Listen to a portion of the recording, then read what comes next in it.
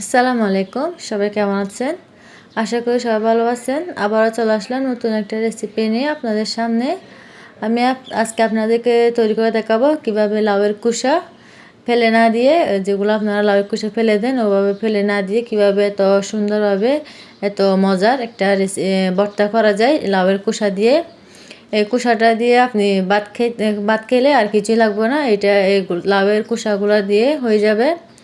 এই লাউয়ের খোসাটা অনেক স্বাদ হয়, অনেক বেশি কিছু লাগে না, জাস্ট লাউয়ের খোসা ওগুলো দিয়ে বেশি উপকরণ লাগে না, ওইভাবে হয়ে যায়, বেশি উপকরণ লাগে না আর কি। আমি এখানে লাউয়ের খোসাগুলো তৈরি করার জন্য ফার্স্টে কতগুলো লাউয়ের খোসা আমি সুন্দর করে একটু, আপনি যদি ভর্তা তৈরি করেন তাহলে লাউয়ের খোসাগুলো একটু একটু ভালো করে যাতে একটু মোটা মোটা হয় এভাবে কেটে নেবেন। এভাবে কেটে নেওয়ার পর একটু ভালো করে এভাবে আমি যেভাবে একটা একটা করে ধুয়ে নিচ্ছি, এভাবে একটু কষে কষে ধুয়ে নেবেন যাতে কুসার উপর যেগুলো ময়লা থাকে ওগুলো চলে যায় মতো আর কি। তো দেখুন আমার সবগুলা কুসা একটা একটা করে ভালো করে কষায় কষায় ধুয়ে নিছি। এই তো দেখুন আমার কুসাগুলো ধোয়া শেষ হয়ে গেছে গা। এই তো দেখুন একদম পরিষ্কার করে ধুয়ে নিছি। এখন আমি চলে যাব কুসাগুলো একটু ছোটো ছোটো করে কাঁচি নিয়ে একটু কেটে নিব, ছোটো ছোটো কাঁচি নিয়ে কেটে নেব আর কি, যাতে কুসাগুলো আমি তেলের মধ্যে সিদ্ধ করার সময়, পানির মধ্যে সিদ্ধ করার সময় একটু সিদ্ধ করতে সহজ হয় আর কি। এটা যেহেতু আমি ব্লেন্ডার করব তাতেও সহজ মতন আমি লাউয়ের খোসাগুলো যেহেতু লম্বা লম্বা করে চুলছি, তাই এটা একটু ছোটো ছোটো করে কেটে নিচ্ছি। আপনাদের যদি আমার লাউয়ের খোসার ভর্তাটা যদি ভালো লাগে অবশ্যই জানাবেন আপনাদের কীরকম লাগছে। এভাবে যদি লাউয়ের খোসা ফেলে না দিয়ে খাওয়া যায়, অনেক স্বাদ হয়। এত দেখুন আমার খোসাগুলো সবগুলা ছোটো ছোটো কাটা শেষ। এখন আমি এটা সিদ্ধ করে নিব। একটু একটা কড়াই নিয়ে নিছি, এখানে কতগুলো বেশি করে কাঁচামরিচ দিছি, আপনারা যে যেরকম কাঁচামরিচ খেতে চান আর কি ওভাবে কাঁচামরিচ দিবেন। এই তো দেখুন আমি এটা এখন সিদ্ধ করার জন্য রেখে দিব। সিদ্ধ হতে হতে আমি এখানে যেটা পেঁয়াজগুলো আছে ওগুলো রেডি করে নিব। এখানে দেখুন আমি দুইটা বড় বড় পেঁয়াজ নিছি, বেশি বড় না, মিডিয়াম মিডিয়াম আছে, দুইটা পেঁয়াজ নিয়ে নিছি। পেঁয়াজগুলো ভালো করে একদম কুচি কুচি করে কেটে নিব। এতে দেখুন একদম কুচি কুচি করে কেটে নিছি। এরপর কতগুলো রসুন ছোটো ছোটো করে কেটে নিব। এতে দেখুন আমি এখানে 4টা রসুন আলাদা রেখে দিছি। এগুলো আমি যখন ভর্তাগুলো আবার তেলে দিব তখন তখন সিদ্ধ করব, তখন ছোটো ছোটো কেটে দিব আর কি। এত দেখুন আমার লাউগুলো একদম পানি থেকে সিদ্ধ হয়ে গেছে, একদম শুকাই গেছে গা। এত দেখুন আমি এখানে সামান্য তেল দিয়ে দিছি, এরপর রসুনগুলো দিয়ে দিছি। এখন পেঁয়াজগুলো ভালো করে দিয়ে দিব। এখন পেঁয়াজগুলো দেওয়া হয়ে গেছে গা। এই তো দেখুন আমি একটু করে ভালো করে একটু পেঁয়াজগুলো নাড়িয়ে নিচ্ছি। এরপর এখানে পরিমাণ মতো লবণ দিয়ে দিলাম। এখন এগুলো একটু চুলার জাল একদম বড় করে দিয়ে এটা একটু ভালো করে নাড়িয়ে থাকতে হবে, যেহেতু এটা নিচে কোনো পানি নাই, একদম শুকাই গেছে, সেজন্য নিচের থেকে লেগে না যায় মতন এটা নেড়ে থাকতে হবে। এত দেখুন আমার আমার ভর্তা একদম রেডি হয়ে গেছে। আমি এখন এটা ঠান্ডা হওয়ার জন্য রেখে দিব। তারপর ঠান্ডা হয়ে গেলে এটা একটা ব্লেন্ডারের মধ্যে ব্লেন্ড করে নিব। এত দেখুন আমার ঠান্ডা হয়ে গেছে এটা। আমি এটা প্রায় 10 মিনিটের মতো ঠান্ডা করে নিছি। 10 মিনিট পর দেখুন এটা ঠান্ডা হয়ে গেছে। আমি এখন একটা ব্লেন্ডারের মধ্যে নিয়ে নিচ্ছি এগুলো ব্লেন্ড করার জন্য।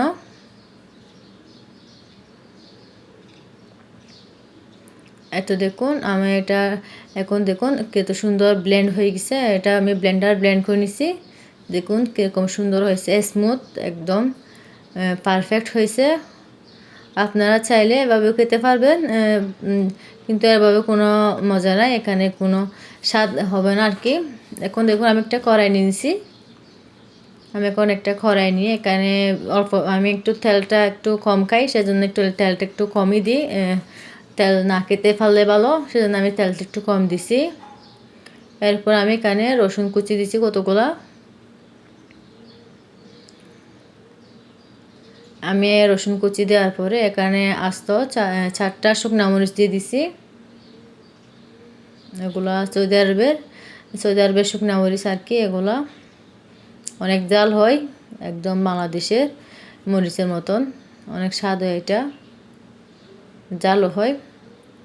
তো দেখুন আমি এটা রসুনটা একদম লাল লাল করে ভেজে নিব, যাতে একটা গ্রান একটা যেটা খুশবু আছে ওটা বের হয় আর কি। যতক্ষণ লাল লাল করে ভেজে নিব। আমি এখন এখানে দিয়ে দিচ্ছি কতগুলা কালো জিরে। ভর্তার মধ্যে কালো জিরাটা অনেক অনেক স্বাদ হয়, অনেক অনেক বেশি স্বাদ হয়। এরপর কতগুলা মেথি দিয়ে দিলাম। আমার ভর্তার মধ্যে মেথি, কালো জিরে এগুলা খেতে অনেক বেশি ভালো লাগে, সেজন্য আমি একটু এটা বেশি বেশি করে দিছি। দেখুন আমি এটা আরও কিছুক্ষণ ভেজে নিব। যতক্ষণ না রসুনগুলো একটু লাল লাল হয়ে যাচ্ছে ততক্ষণ আমি এটা আরও ভেজে নিব।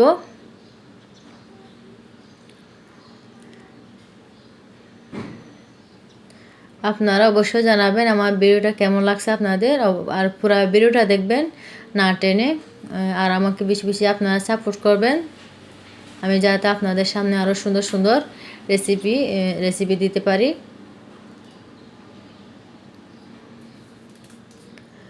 দেখুন আমার রসুনগুলা প্রায় লাল লাল হয়ে আসছে, একদম লাল হয়ে আসছে।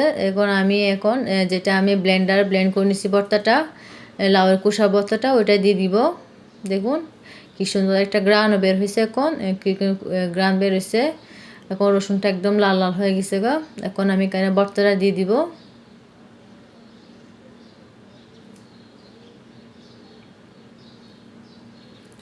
দেখুন আমি আমার এখন ভর্তাটা সবগুলা দিয়ে দিছি। এটা এখন চুলার জালটা একটু মিডিয়াম টু হাই এরকম করে দিয়ে আমি এটা একটু ভালো করে নেড়ে চেড়ে, যেগুলো আমি রসুন করছি, রসুন লাল লাল করছি ওগুলোর সাথে একদম ভালো করে মিক্স করে নিব। এই লাউয়ের কুসার ভর্তাটা অনেক সহজ, সবাই পছন্দ করবে এই লাউয়ের কুসাটা।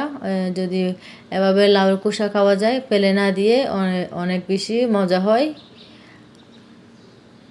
এখানে আমি 2টা লাউয়ের কুসা নিছি, দেখুন কতগুলো হয়েছে, অনেক বেশি স্বাদ হয় এভাবে যদি লাউয়ের কুসার ভর্তা করা যায়। দেখুন আমার এটা প্রায় শেষ পর্যায়ে চলে আসছে রান্না। দেখুন আমি একটু মরিচগুলো একটু মরিচগুলা যেগুলো লাল মরিচ দিছি আমি গোটা একটু ফেটে দিচ্ছি, যাতে জাল আর একটু জাল হয় আর কি। ভর্তা একটু জাল হইলে বেশি মজা লাগে, সেজন্য আমি মরিচটা একটু ফেটে দিচ্ছি আর কি। যার যেরকম স্বাদ হয় আর কি, যার যেরকম জাল পছন্দ সে অনুযায়ী দিবে। দেখুন আমার রান্নাটা একদম শেষ হয়ে গেছে। এরপর আমি এখানে বেশি করে কতগুলো ধনিয়া পাতা দিয়ে দিলাম। ধনিয়া পাতা দিয়ে আমি আরও একটু চুলার জালটা একদম বড় করে দিয়ে নাড়িয়ে নিছি। এখন যদি চুলার থেকে নামিয়ে গরম গরম ভাতের সাথে এটা যদি খাওয়া যায় আর কিছুই লাগবে না। এই লাউয়ের ভর্তা দিয়ে লাউয়ের কুসা দিয়ে ভর্তা দিয়ে লাউয়ের কুসার ভর্তা দিয়ে ভাত শেষ করা যাবে, আর কিছুই লাগবে না। এভাবে যদি লাউয়ের কুসা ভর্তা খাওয়া যায় খুব সহজে। আমি এখানে আবার একটু লবণ দিয়ে দিলাম পরিমাণ মতো আর কি, লবণটা একটু কমেছে, সেজন্য আপনারা যেরকম করবেন ওইভাবে পরিমাণ করে ওই পরিমাণে লবণগুলো দিবেন। দেখুন আমার রান্নাটা একদম শেষ হয়ে গেছে। এখন আমি দেখুন কি সুন্দর হয়েছে আমার লাউয়ের কুসার ভর্তা। আপনারা বাসায় অবশ্যই ট্রাই করবেন এভাবে। আর আমার ভিডিওটা যদি ভালো লাগলে অবশ্যই জানাবেন, এভাবে লাউয়ের কুসা কে কে খাইছেন, কে পছন্দ করছেন, কীভাবে বানাইছেন এটাও জানাবেন। আমার ভিডিওটা যদি আপনাদের ভালো লাগলে লাইক শেয়ার কমেন্ট করে আমার পাশে দাঁড়াবেন। আমি আলহামদুলিল্লাহ অনেক দূরে গিয়ে আসছি, সবাই আমার জন্য দোয়া করবেন। আল্লাহ।